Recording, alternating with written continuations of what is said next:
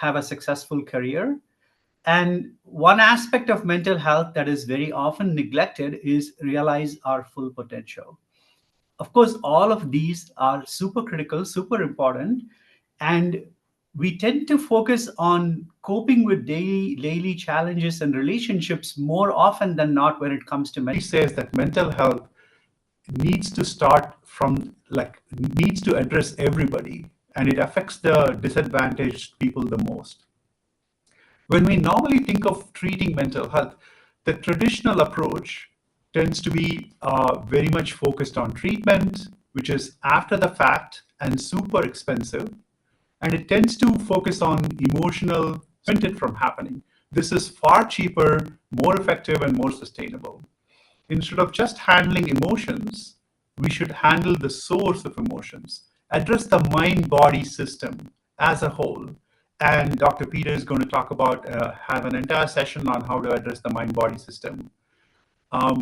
Instead of just controlling thoughts, address beliefs. I think transforming our beliefs from life negative cognitions to life positive cognitions. This is so, a key part of this is having powerful cognitions, which are deep insights about yourself and the world that help you unlock your true potential by breaking free from limiting patterns. Let's look at this a little bit more in the next slide. So next slide, please. See, powerful cognitions go beyond positive thinking. They go towards transforming our beliefs. Many of us tend to grow up with very limited view of ourselves, not due to our own faults. It's because the world seeing things while blindfolded using the pineal gland. This actually has been affirmed by research. Scientific research has shown that some people can achieve something like this, which no ordinary person would think of themselves as capable of, but we are capable of extraordinary things. So a powerful cognition would be something that alters how you see yourself. Like the Supreme Pontiff of Hinduism said, we are not human beings striving for a spiritual experience. And this is a university that is styled after the ancient Vedic, ancient Hindu universities from antiquity. Fields of psychology, philosophy, medicine, sociology. Of course, mental health is covered very widely through this university slide. And this offers thousands of free programs online to the global community. There's a large diverse team and a service-based state contributing to the communities around, and as a foundational enlightenment ecosystem for all the people that are living there. He's also revived many dimensions of Hinduism, the powers of Paramashiva, the scriptures, temple rituals, and lifestyles for enlightened living. Has revived the Sacred Arts University that has created, briefly, so mind-body. So treating mental health through the mind is very challenging in that it goes beyond the mind. So efforts to powerfully address mental health have started to look at a mind-body system, and we'll be talking about it a little bit later about things like the biome and the physical structures of how the mind and body interact and the brain and body interact. And then we're positing that it also can extend to consciousness, and that how we experience our mental health is going to be a reflection of our mind and our body and our mind for individuals out there who may be watching, for the masses, that can move towards a space of enhanced mental health. So the first topic we're going to talk about is cellular effects of mind-body intervention. So this was a 3-week program called Inner Awakening, again organized by Swamiji and run directly by Swamiji. Involved activities like yoga, meditation, initiations, which we're going to talk about, reduce stress and reduce inflammation, were up-regulated, again, 2 to 7-fold. And then there were 2 specific pathways that they noted. One is an anti-aging pathway called GATA2 and BM1 that was up-regulated, which shows up in a follow-up study. So basically, gene expression change means the DNA may be like the aging system of the cells at the DNA level. The aging system of the cells at the DNA level. When the telomeres in the chromosomes in the DNA get short, then the cell can no longer reproduce and becomes senescent or becomes no longer effective. So reproduce and becomes senescent or becomes no longer effective. So maintaining the telomeres long is a job of telomerase. So people who did this program, the telomeres long is a job of telomerase. So people who did this program, their levels at the end versus the beginning were pretty universally elevated. About half of them, it was double. And you see it's 967%. It's not a typo, it's really true. Basically 10-fold increase in it's not a typo, it's really true. Basically 10-fold increase in mitochondrial metabolism. So you would expect that to show up in a massive surge of energy. So when you put together at the cellular level a huge surge in energy, combine that with anti-aging, rejuvenation, and then reduction in stress, now we looked at how does that show up at the level of the program. Some of the people in the program had already done similar programs and taken the initiations, and some people were new. So it was a combination. It was a convenient sample because it's through an online program, and then we did a paired and unpaired analysis. So here's what we found. So the total score, for US average, total score is around 18. A higher number means more depression, more anxiety, more stress. So you want a low score in this, or better than the US average in terms of anxiety, which again may reflect their previous initiations and their connection with this enlightenment ecosystem and this mind-body approach. But afterwards, even greatly reduced. And stress as well went from 4 to 2 or 5 to 3. Over 14 is stress, and the US average is 8. You can see all these graphs on the left. You can see the line graphs is the pair from participating in this program, and both statistically significant and clinically significant. The SF36, this is a very complex scale. It gives 9 total scores around physical and mental health. Again, the higher is better. We did just a paired analysis for this, and all of them were improved. 5 out of the 9 met statistical significance, and they were also clinically significant. I just included a couple graphs here. The total score, you can see it's a jump. The paired analysis just missed statistical significance. The p-value is 0.51. The trend, I think, speaks for itself, but the unpaired analysis was statistically significant. So again, so then the question becomes, what are these programs? What is special about these programs that's bringing these really remarkable changes at the cellular level? Frontal lobes meet right at the area where the chakra of the third eye, as per Hindu structure, Hindu spiritual anatomy, right where that is, that area would light up in the brain when you would activate his third eye, which I think is really fascinating. And then on EEG, which measures brain activity, they found complete control over brainwave activity. He could just control his brainwaves at will. There was another doctor, a neuroscientist named Samadhi, which is like a superconscious state. It connected with the yogic tradition and healing conditions. It said he is always in a permanent state of meditation. Then this is the one that I think is most fascinating. There's a Dr. William Collins. This was done in 2005 in St. Louis. He's a neurofeedback researcher who was looking at EEG. And he noticed when he got a baseline reading, he kept changing the probes and changing the settings, and I'll explain why. But then the person he was healing, when he was doing direct one-on-one healing, they went into the same increased extreme gamma activity in the whole brain. Also, when he did just a general healing that wasn't specific to the person in the room, again, their whole brain of that person would go into a high gamma activity. So we're positing that this is how this is extremely unusual. It seems as if his brain was changing with hundreds and thousands of nerves in the brain was being rewired. So again, it's a really remarkable thing. One thing that I'd also say is in the ashram, they've done again, when Swamiji is doing initiations to his disciples or people visiting his ashram as well, he puts their brain in gamma waves, high amplitude gamma waves, which is a very specific kind of gamma wave that's almost never seen. So real quick primer on brainwaves. Brainwaves is the measurement of the electrical activity in the brain through an EEG, which is like an EKG for the brain, electroencephalogram.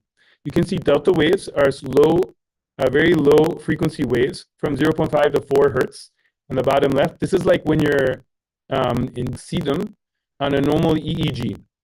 They were normally detected with something called a QEEG, where you take a computer and look at the raw data and see tiny little, very, very low amplitude up and down high frequency waves that you can't really see with your naked eye, but the computer can calculate them. And they've been shown traditionally in everyone's brain a little bit. When people have a stroke of insight, like the light bulb goes off, there'll be a little flash of gamma activity. But just for a second, and only when that have been meditating for 10 to 20, that have been meditating for 10 to 20 years, like their whole lifestyle was meditation. Like monks that would meditate for 6 hours a day, or huge amount of meditation. This came out in 2004 by Dr. Davidson. This came out in 2004 by Dr. Davidson in Wisconsin, a really breakthrough publication. When they would go into a oneness and compassion meditation, they could go into compassion meditation. They could go into sustained gamma. That's the only other time that can be built in people and built in time. That can be built in people and built in large groups of people over time. So this is raw data of an EEG of a very high level disciple of Swamiji, and you can see gamma activity is over 30 oscillations between these two lines as 1 second. Activity is over 30 oscillations between these two lines as 1 second. You can see the whole brain. Is in gamma, and this person can go on and off at will at any time. Contact us, because this is a field we're excited to dive into. A lot more research has to be done. Real quickly,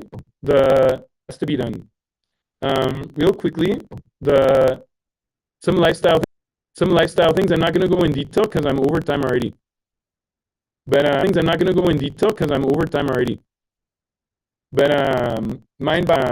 Mind-body consciousness approaches can create this possibility of really powerfully enhanced mental of this lifestyle in their system. So thank you so much for your listening. I complete for going a little over time. But now we're going to have a beautiful unclutching meditation with Sri Mukta. Thank you, Dr. Peter.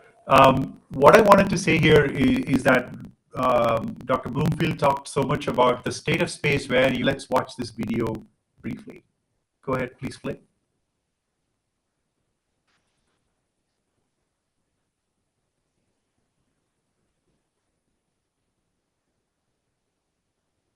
Audio is not audible, Peter.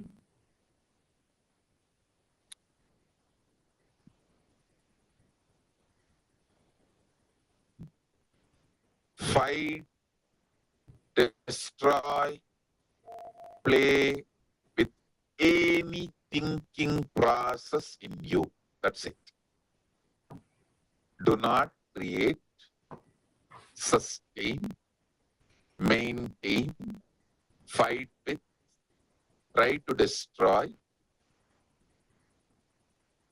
Anyway, engage. Do not do anything with your internal thought process. Just unclutch. And I tell you, it will develop. In few seconds, you will see you are not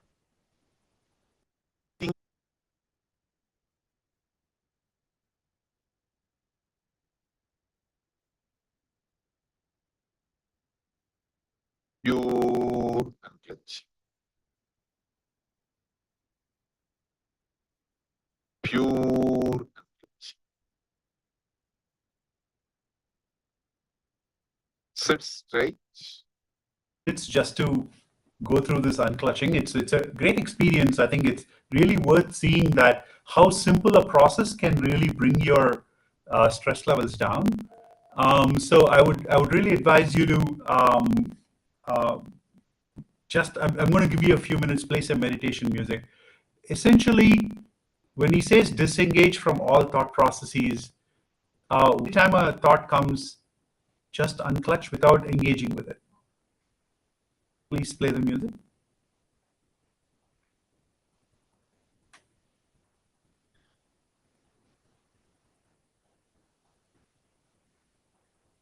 Peter, we're not able to hear the music.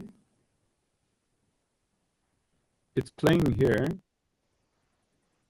It's just flute-like. You hear that? Yeah. Do you want to share? You able to hear it?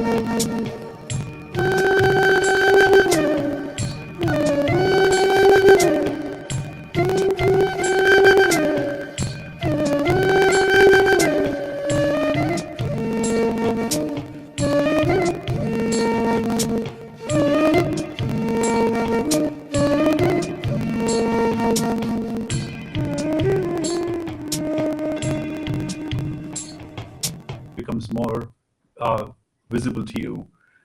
Sometimes the blood pumping through your heart becomes more audible to you. Unclutch from those also. So there is as you hear things, those are also thoughts. They're triggering thoughts inside of you. So next slide. So the brain plays a very important role in regulating mood and cognition, not only through activity of certain brain structures, but also pathways or circuits of communication between different brain regions are important. Brain and the digestive system, which is two-way, which is really important in mental health. And it turns out lifestyle measure of diet is very crucial in mental health. So eating a Western diet has been associated with poor loss of brain cells in important areas of the brain, areas which regulate memory, learning, and emotion, like the hippocampus, the prefrontal cortex, which is really important for attention, planning, judgment, impulse control, the orbital frontal cortex, which is important in regulating our emotions. And it's not only about us, but it's how we bond with other people, how we interact with others, so social attachments. It turns out pain processing pathways are negatively impacting depression. And one way is maybe the cingulate cortex. And even our ability to empathize with others are affected due to loss of brain cells in the cingulate cortex. Also, depression negatively impacts the basal ganglia, which is a part of the brain involved in pathways for reward motive brain cells. And this can happen throughout the lifespan. So this in itself is like very groundbreaking information. And it turns out yoga and meditation, which costs nothing, can in fact regenerate areas of the brain. So they've looked at, for example, in yoga practitioner to others, interact with others. All of these areas are very important for that. And these are enhanced with increased amount of brain cells in yoga practitioners. Very interestingly, there's an area of the brain called amygdala, and this is involved different areas of brain that are activated at one, during certain tasks. And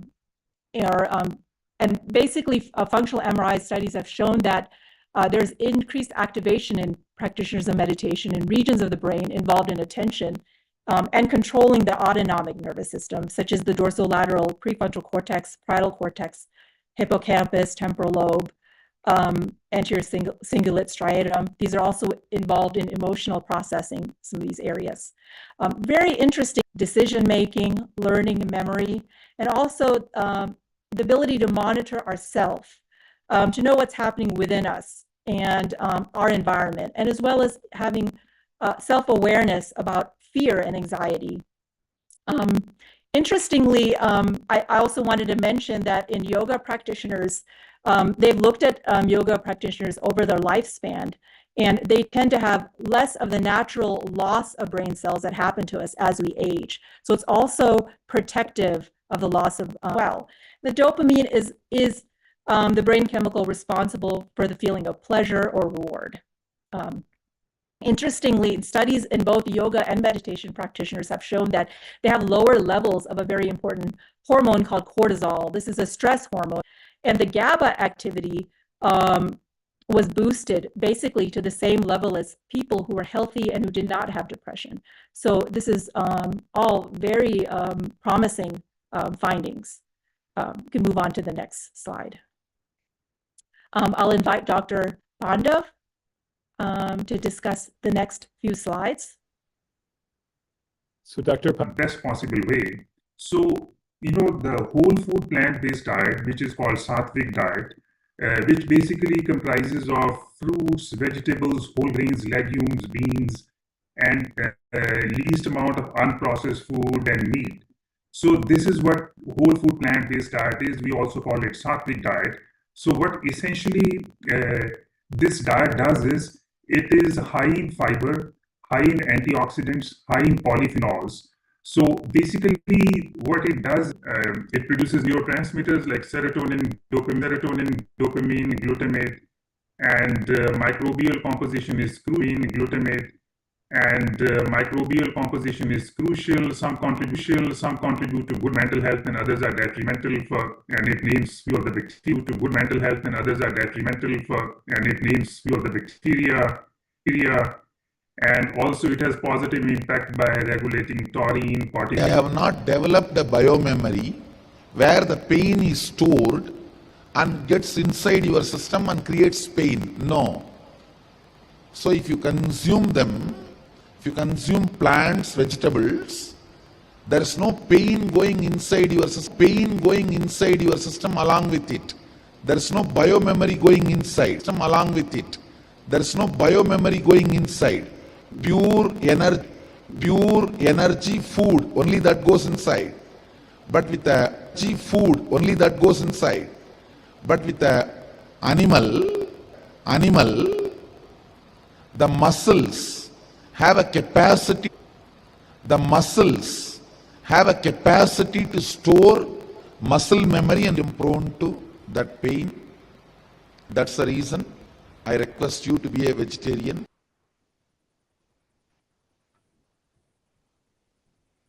Okay, now we'll have a very quick summary and very brief discussion about some of these lifestyle choices that support healthy gut biome and improved mental health. So in summary, we've seen that the brain physiology through functioning, structure, chemistry, and gut health. In other words, reaching our full potential, mind, body, and consciousness.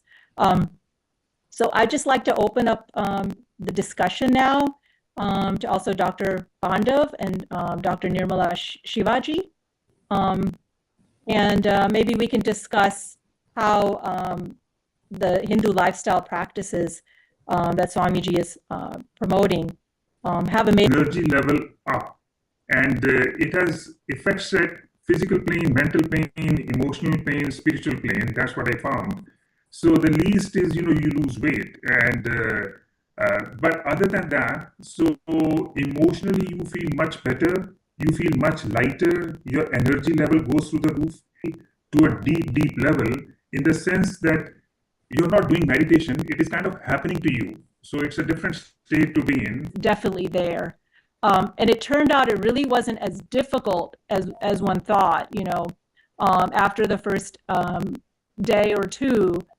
It actually was not difficult to see. About 12 years ago, Swamiji introduced the Nirahara Samyama, 12, 13 years ago. The first time I did the Nirahara Samyama, after that, it's completely gone. I don't take any antihistamines. I'm completely, and after that I did 2 times of Nirahara, even with the first time. Which is a pranayama breathing exercise. Thank you so much. Thank you.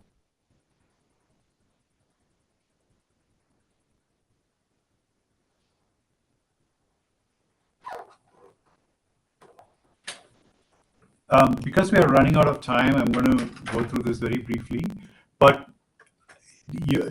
what Dr. and others like Dr. Pandav, all of them discussed, is that it's a simple change in lifestyle.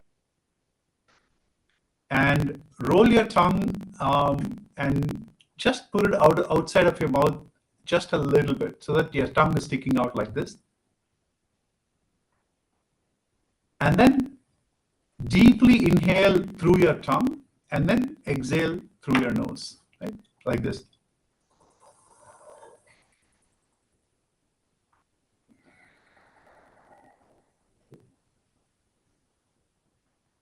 So inhale through your tongue and then exhale. How many of you feel that deep cooling happening in your chest? You actually feel it there, right there. It's such an instantaneous. And once you've taken a deep breath, close the left nostril and then breathe out through the right nostril. And after you breathe out through your right nostril completely, typically you take like almost twice as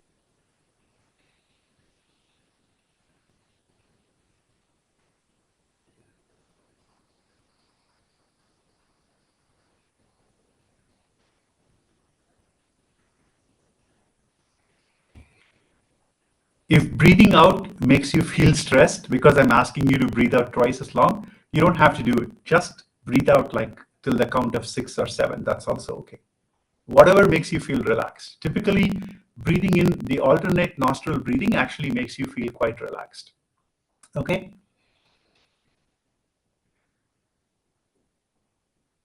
Let's move on to the last technique.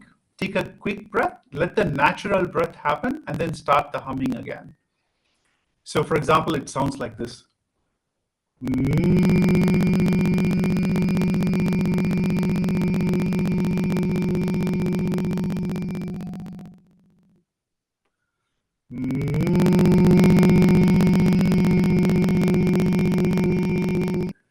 And that will intensify the hum because the sound hums inside your head.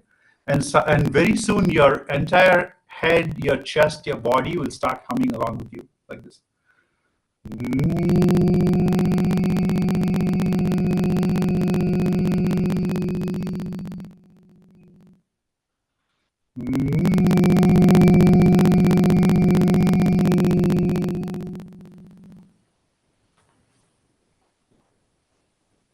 Continue humming for a while.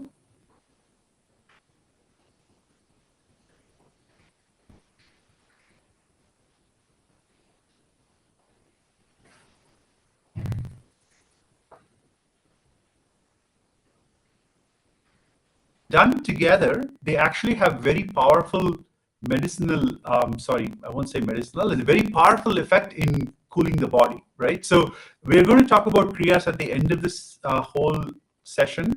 Wait till then to hear a little bit more. Search online for Nityananda kriyas and you will find them, okay? With this, let's move on to the next section. Who suffer more often from mental health issues that, like we shared before, are the ones who are unable to access such resources. At least one thing that everyone needs, like people need a spiritual solution for mental health. And if you think about it, an everyday companion, which is easily available at their fingertips to handle emotions on a daily basis, but maybe even answer bigger spiritual questions, right? And one thing that everybody or most people have at their fingertips are low-cost phones nowadays, personalized without storing personal information. And if you have availability, like access to a phone, a smartphone, you probably can get access to these services. It can be as easy as accessing mail or WhatsApp, for example.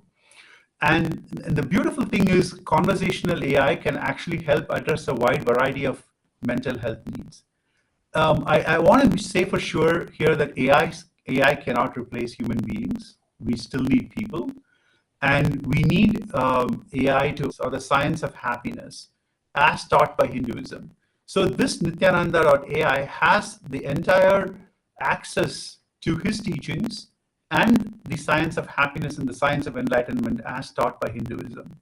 And it can answer questions from that perspective. So with that, let me show you a screenshot. I didn't have time to go through extensive demo because it can take time. But here I'm going to show you a demo. This is like a video that I captured on my real demo. I captured it for, right? So it uses these principles to help walk through someone who thinks they are a bad mother because they are spending time at work and not being able to come home. It talks about how being a bad mother or bad wife. So press play again, please. And the final example is about about facing stress and suggesting yoga and meditation techniques. If you can fast forward this, maybe 10 more seconds. Yeah. So the next example is about, oops, we went too far.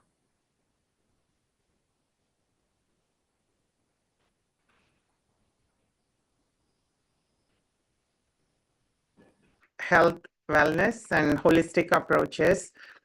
It's my turn to talk about women's mental health issues, incident causes, solutions, and understanding the unique challenges and holistic approaches.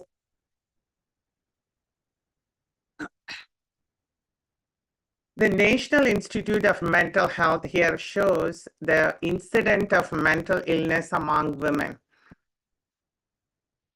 1 in 5 women experience a mental health stress, anxiety, and depression.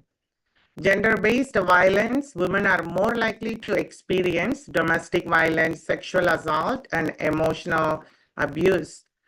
Social pressures and roles, women often face societal expectations like 55.8%. It's a pretty expensive program, spending about $104 billion US dollars a year and 217 million days of work lost. It's a big loss of work, and more women are seeking help but failed outcome. The treatment methods are making people dependent on medication, and more medication it becomes. Many patients either they use medications, cannot be compliant and quit, or they become more and more dependent on medication, but the end results are not permanent cure, and it doesn't address the mental disorders unusually. And social stigma around mental illnesses also prevent people to seek the treatment.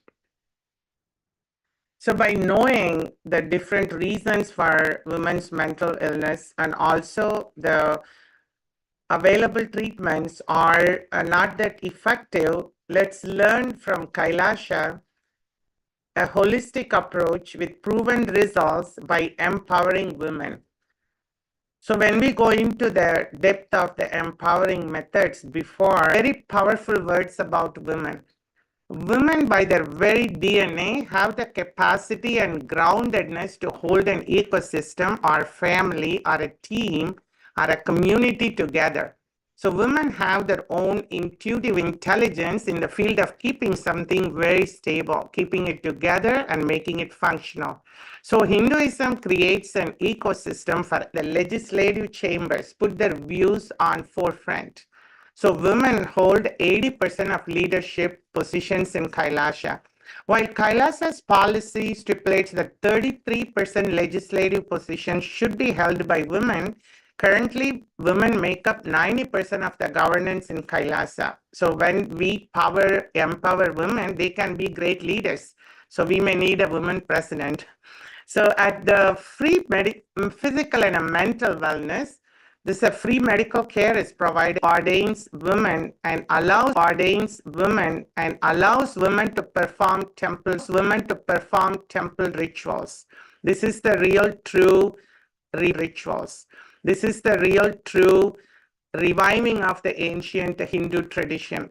So there are 108 free educational economic projects are functioning at Kailasa since 2009.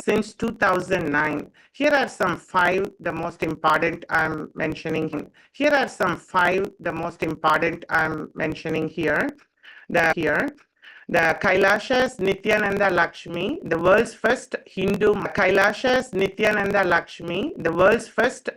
microfinance project for women. Here it gives the economic freedom. The next slide. Only feminine.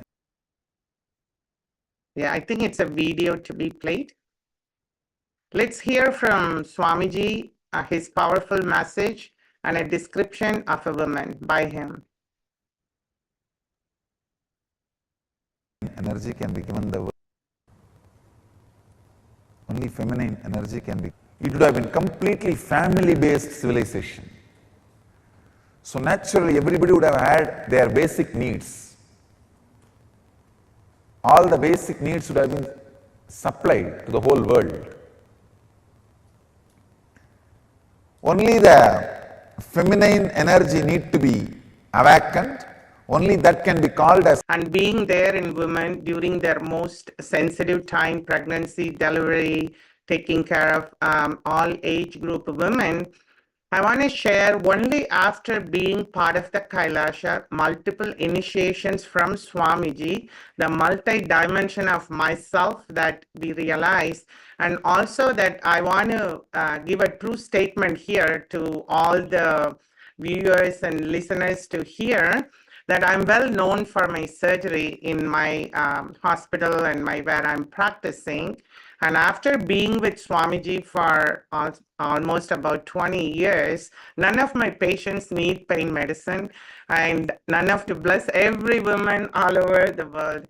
And here, the science of completion, it's one of the solutions for all mental disorders. It's a meditation technique based on the science of enlightenment revealed and taught by His Divine Holiness. Prevent and treat all kinds of mental disorders, not only for women, it's for everyone. It relieves unresolved Many things coming out. And powerlessness. No, this is not for me. First of all, this may not be true. Second, no, this is, even if it is true, not for me. No, this may be true for the people who don't have to work for their food and paying the bills. No, maybe it is true for the people who are sitting in Kailasa and enjoying. You will see me in the mirror, then all your patterns are complete. Till you see me in the mirror, do completion with the mirror. Your form will disappear and my form will appear there. Till then, sit in front of her and do completion. Understand? This is the initiation I am giving to all of you. Chanting Mahavagya, and remember this powerful cognition, today's cognition. Pen down all the incompletions, fears, anger, guilt, impossibility, patterns which tells you no, you need to be dependent internally, externally other than Paramashiva. Talk about children and mental health issues. Hello, everyone. I'm Dr. Sailesh Patel. I'm a psychiatrist practicing in California. So, as adult and women, children also have unique challenges for mental number. We know that conventional approach have not been enough to address all these challenges. To address these challenges, it is crucial to address it at an early age. And prevention is one of the key components. Supreme Pontiff of Hinduism, Bhagavan Sri Nityananda Paramasivam, had given solution. It encourages students to travel, discover, invent their own methodologies and take leadership roles in early life. Can we have next slide? So in next few slides, I have summarized some of the case studies done on students at Nityananda. These high scores are indicative of above average results. So this is impressive numbers. On the next slide, we have numbers from Sloan IQ test, which is highly validated intelligent test, measures a variety of capabilities, including comprehension, arithmetic, and visual motor capabilities. And these results showed 50% of students with total English immersion, integrating Hindu education system with conventional education at an early age in children, leading to impact in intellectual and mental health and evidence of whole brain activation and high level of thinking. Policies need to change to integrate such education into conventional curriculum. And of course, as I said, more studies are needed for this. To go on for any other UN sessions or anything else, science summit sessions or anything else, you're free to go, but we'd invite everyone else to be able to stay. But just briefly, it's our conclusion that this mind-body model that we've been discussing and this lifestyle model we've been discussing for mental health treatment would help the UN achieve the Sustainable Development Goals. Really, many of their goals would be achieved by adopting this lifestyle. At NHU, the Nishnanda Hindu University, we aspire to be a world's leader in the study of mental health, of enlightenment, and of superconsciousness. And we very sincerely and formally and informally invite any orgy.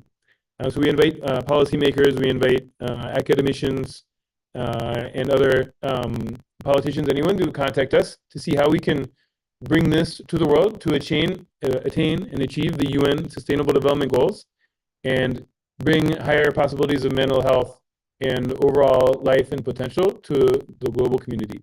So with that, thank you so much for everyone who came. If you're able to stay, we invite you to stay for our kriya, which will be led by Dr. Mukta Ananda.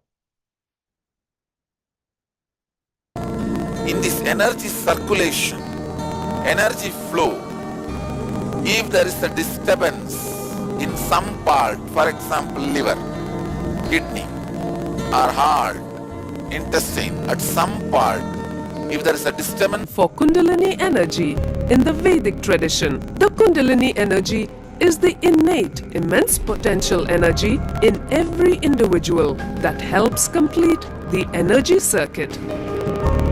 How does Kundalini energy tends to energy flow forward and it results in disease in that particular organ? The Kundalini energy in our body is like the water in the water tank.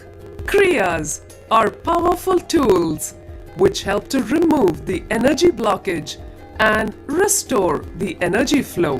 When the body is aligned in certain postures, Circuit blockage free. The circuit becomes perfect. But only through the kumbhaka, the energy gets pumped into the circuit. This is exactly the principle on which kriya works. Kriyas are a unique combination of asanas, pranayamas, and kumbhakas, wherein they are more effective and the individual asanas and pranayamas. Yes. Third, visualizations. Fourth, verbalization means chanting of some mantra internally. See, internally when you create the sound, it's called mantra. Externally when you listen, it's called chanting. So, mantra, internal verbalization. Yeah, I can just walk everybody through the kriya. It's actually, the kriya has 3 steps. It's a kriya for hypertension, which also relieves stress. Hypertension essentially is a high blood pressure, which happens because of stress, right? So this kriya has simple 3 steps. It actually builds on top of what we did before, right? Earlier, we learned how to do Nadi Shodhana, which is breathe in through one nostril, breathe out through the other nostril, breathe in through that nostril, and breathe out. So that with your knees drawn in and your heels touching as close to your body as possible. You just have to look ahead. That's the posture. Peter will show the picture. That's the second step. In that posture, you just hum intensely. And the humming is something I already shared with you before. And the third step is close to your chest and then do intense humming. That's for 7 minutes. And then finally, we leave you with the lying down and unclutching. And typically this combination of these 3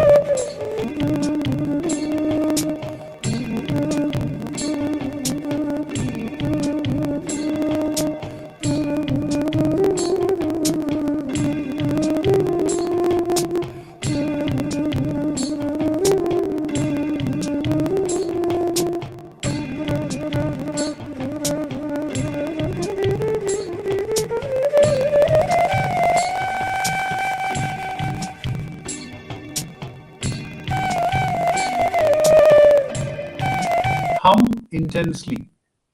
Just like we said before, just hum intensely sitting in this posture. Let's do this for a few minutes.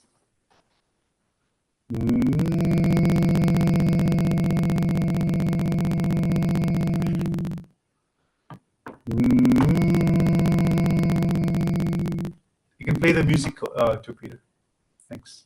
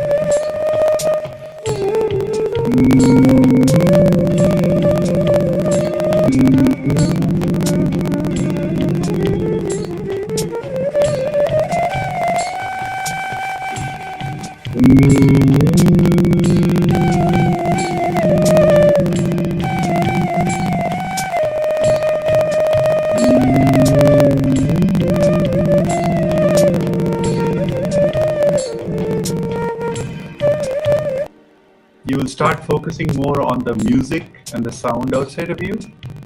Unclutch from that also.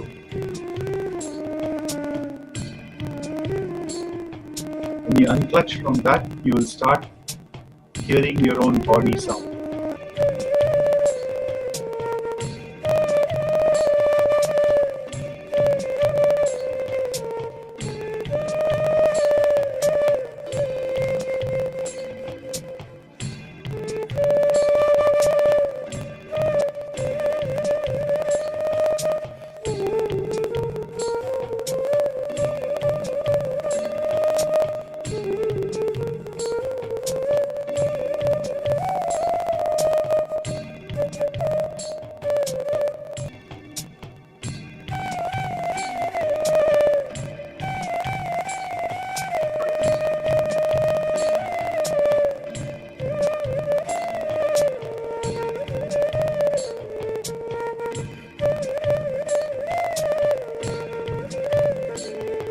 Open your eyes slowly. It past the music feeling. Surface level. I mean, there is a lot of depth to the meditation, mind, body, consciousness studies. But we just wanted to share some experiential, some experiences with you, so you can find out for yourself. So I hope you can practice this meditation before going to sleep every day. United Nations going forward. Thank you so much, everyone, for coming, and have a beautiful rest of your evening.